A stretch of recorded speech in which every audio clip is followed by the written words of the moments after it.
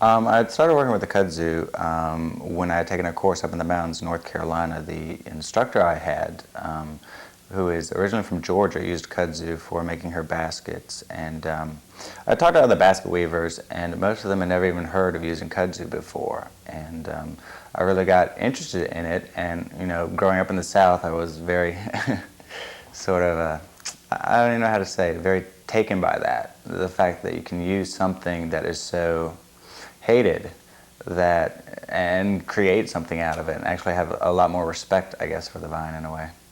Originally, kudzu came from Southeast Asia, I believe down around Vietnam somewhere. I guess it's native to that area, and it was brought to this country, I believe, in the early 20s.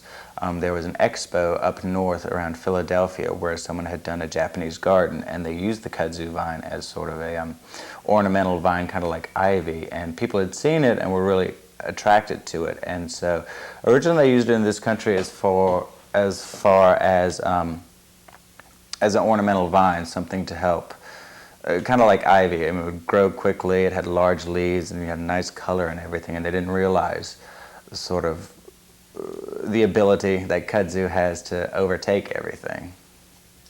As far as well, I have different styles of baskets that I use. Some that are strictly kudzu. This particular type basket itself, I'll start off with like the handle, and then I use a grapevine, which is going to be a sturdier vine for creating the framework and everything.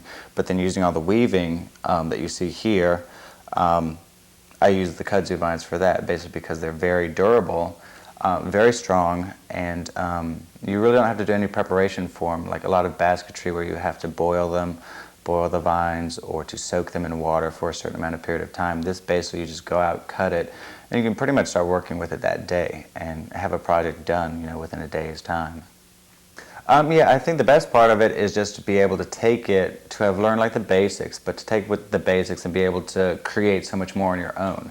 I think you get a lot of free sort of leeway with it, that you can do many things with it. And basically for me, when I'm doing the baskets, the most important thing is shape, something that appeals to the eye. I never really consider function so much, because I always have people ask me, well, what would you do with this basket? What would you do with it?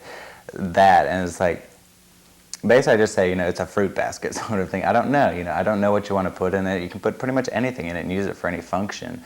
But to me, it's just the whole idea of it's very eye-catching, so that's why I usually like to do, the nice twisted handles and everything, different shapes, and things that I wouldn't have naturally, see if I've been out before, like at stores and seen baskets and different things done up before. I like to try and do something a little bit more different.